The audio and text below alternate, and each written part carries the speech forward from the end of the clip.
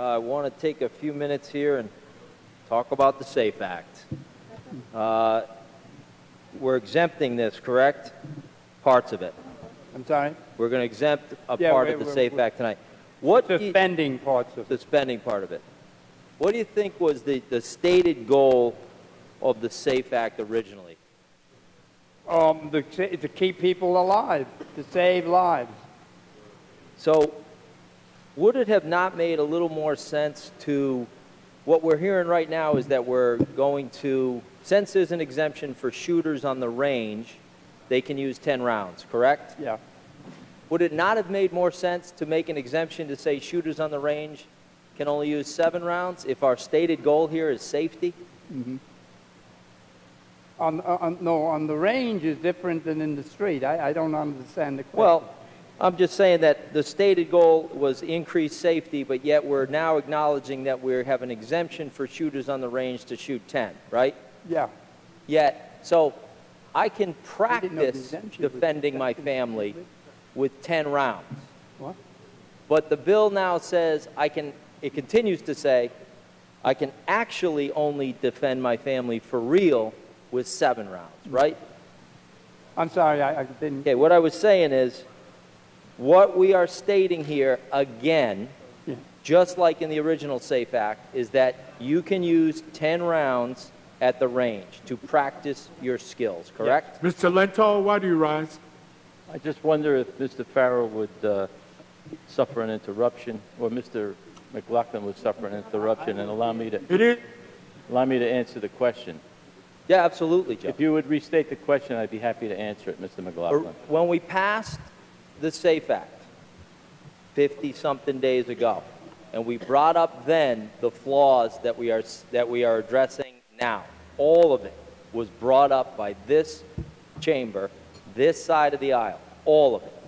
So, originally when we passed the bill, there was the exemption, there was no restriction on somebody shooting at a range. 10 rounds was always the limit, right? Yes. Okay. That remains the case right now. Yes. Right. We brought up, and I believe it was you and I that had a nice spirited debate, and when I said, what would you say to somebody in their home that was under attack, your answer was, change the clip. Even though it's a magazine, change the clip. With this amendment today, none of that changes. I could amplify that answer, and I did after you brought it up, because I didn't think about it as quickly as I should have on my feet. But the very best answer to the question is, if I were afraid of my safety and I owned a gun and I thought that 7 rounds were not enough for the gun that I own, I would have another gun or another gun after that. I would have 2 guns. So Why not not to protect my family. Just line the guns up. To protect my family, I would do what it takes in order to protect my family, and at the same time try to comply with the law. Because I know, as well as you know, the gun owners of this state. My brother is an NRA member, and he is very, very interested in what goes on in this legislature, and we have a spirited discussion all the time about this issue. And I believe that most of the gun owners, if not 99% of the gun owners, are law-abiding citizens. Well, they would want to abide by a law that was passed by this legislature to protect the people of the state. And if that meant 7 rounds in a clip or a magazine, or whatever you want to call it, they would abide by that ruling. And if they thought it wasn't enough to protect their family, they would take measures to do so. They were law-abiding. They remain law-abiding. Yes, they do. This act made them not be law-abiding if they choose to protect their family with commonly used firearms and commonly used magazines. But we'll be debating that in court shortly, Joe. You are seriously telling me, after the debate we previously had, where you said change the clip, even though it's a magazine, you are seriously now telling me that somebody should line the guns up, and that would give them 7, 7, 7, 7, however many guns they have lined up, rather than the commonly used 10-round magazine. That's not in this bill. I was just suggesting that answer as another answer, and maybe I didn't say it artfully enough. Not being a gun owner, maybe change the clip was not the right thing to say. Maybe replacing the magazine. And if I know, and I've seen my brother replace the magazine in his 9mm, and he can do it pretty quickly. So can a criminal. So can a criminal. So you're expecting Absolutely. the law-abiding citizen, rural upstate New York. I've got Washington County, Rensselaer County, Columbia County. Washington County, Rensselaer County, Columbia County, late at night, 2 sheriffs on duty, maybe a trooper or 2. They might be busy on a DUI call, domestic dispute, something else. But you're expecting them. What we've been told is that this has just gone from bad to worse, but we've been told that you should wait for them to stop shooting and then charge them. That was one of the suggestions. The other one was Not by hit me. them. Not by you, no. Not by you, Joe, no. But that's what we've heard, the lunacy as this thing is unraveled before our eyes, that we should wait for them to stop shooting and charge at them. Now, the bullets are traveling about 1,200 feet per second. You're going to be ducking for cover, doing whatever you got to do. I know it wasn't you that said it, Joe, but it just points out the lunacy of this debate. So let me ask you this. We were told, why, let me get to this one. Why are we now exempting police officers? And the reason I ask that is from day one, you said it, other debaters said it, the governor said it, the state police superintendent said it, the police were exempt. Were we not told that repeatedly since Yes. day one of the signing? Yes. So were we told an untruth? No. I don't Not an think- untruth. I don't think that anyone has ever been prosecuted and no one's ever brought a case. But what I said on the floor about the police exemption, the bill in chief that we debated on January the 15th, and I remember the date. It was January the 15th, the bill that we debated. That bill was not intended to have police officers included.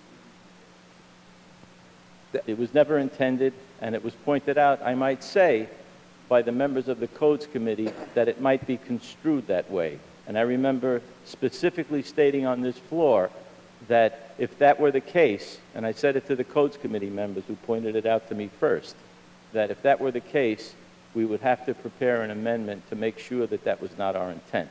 So it was never intended that that bill would not exempt police officers. It was never intended that it would not exempt police officers. correct. But the truth is it did not exempt police officers, right? Well, That's the truth here. No, the truth is that the bill was not clear as to whether police officers were exempted. It was clear to anyone that read it, Well, because we it wasn't- brought it up. It obviously wasn't clear enough to our legal beagle staff. This because was they the thought bill. it was clear enough. This is the bill, I got to remind you, that was worked on for, quote, weeks and weeks and weeks, right? And it was also the bill that had gun manufacturers brought in to talk about, right? That's what we were told. So even though your Codes Committee seemed to have known it, this administration and the state police superintendent continued to perpetrate the fact that the police were exempt. They have not been exempted in this bill. They were never exempted in this bill, and that's why we're here tonight exempting this bill, Well, the because point- they were not exempt. Well, the point is, regardless, a mistake was made, the bill should have been clearer, and nobody was prosecuted, and no policeman, as far as I know, has been indicted for possessing a magazine that holds more rounds. Thank God. That's good. We don't want So- them. That's fine. That's exactly what should happen. We don't want them to be prosecuted for it. Absolutely, and that's what we're about tonight. That's what this bill does. What we're doing here shows the rush to judgment that this bill was. That's all this shows. That's all this thing is showing right now, that we rushed it. We had to get things done quickly. It immediately began to unravel across the country. New York got ridiculed across the country for I don't doing it, know but if we you had to were- be first. Mr. McLaughlin, I don't know if you heard Mr. Farrell. I think he said it eloquently before, and I never thought about it, that, you know, he's been around here a long time, and he's witnessed a number of bills that have been around here a long time that have been looked at and examined and never considered for passage. And when they were, it generated dozens of mistakes. And sometimes it happens. Were And they there was a rolled out mistake saying in the this is bill, the- and we're about to correct it here tonight. And those were all rolled out saying that this was the best bill in the nation? That's how those were rolled out as well, because Doesn't mean this that one it sure doesn't as have heck a was. mistake. The intent was good. So we were told that there was... Mr. Butler, why do you rise? Mr. Speaker, would Mr. McLaughlin, Mr. Lenthal suffer an interruption? Well, No, it's you on his would time. have to ask Mr. McLaughlin because it McLaughlin? is his time. Sure. Okay. I remember also the debate, and one of the questions that I had asked, and I still don't see it addressed. I understand, Mr. Butler, Yeah. who are you asking the question of? Mr. McLaughlin. Well, then you should direct it to Mr. McLaughlin. Yes. I understand that under this modification that police officers would be exempted, but the question remains, what about, for example, Brinks armored car guards, guards of, that need weapons for businesses and buildings that, may face multiple criminals and need a 10-round clip. Were they considered as part of this exemption at all, or were they discarded? Or will we get another amendment a few months down the road? Well, the exemption that we're talking tonight, I believe that they would be considered as peace officers. I hope that's the case, Mr. Butler. I hope that's the case. We'll Okay. find out Whatever. shortly. I hope so. All right. We're going to find out. All right, thank Thank you. Mr. Lenthal, we were said that we were told repeatedly that talks were held with manufacturers. Do you have any knowledge of who those manufacturers were? No. We weren't involved in any of those discussions, so Neither were we. That's part of the problem. So, do you think that does it strain credibility that you could have an administration talking to gun manufacturers about changing a gun law which includes redefining so-called assault weapons, which is just a political term, redefining that, lowering magazine not only limits that you can carry, but the actual size of the magazine? Do you think it's logical that a conversation will be held with those manufacturers and that aspect never came up? Yeah. Well, I don't know. I don't think that's addressed by this chapter amendment because, you may very well be right about what you say, and I don't know the length of the discussions that were had with any manufacturers. I don't know if nobody who thought about this bill believed that it would be a difficult problem to manufacture different magazines with different numbers of clips. I don't think the manufacturers had difficulty in manufacturing clips or magazines with a larger capacity, so I don't believe that the governor or some of his experts thought that it would be difficult to manufacture a clip with lesser capacity. Wouldn't be difficult at all, but had we asked the question, they would have told you what they are telling you now. We're not making them. We're not doing it for New York. You're right, but that's not what this is about. We are doing one of the things that was objectionable in this bill, and we're allowing folks to have a magazine that has the capacity of 10 rounds so long as they only have 7 rounds in the clip. And you think that it is logical?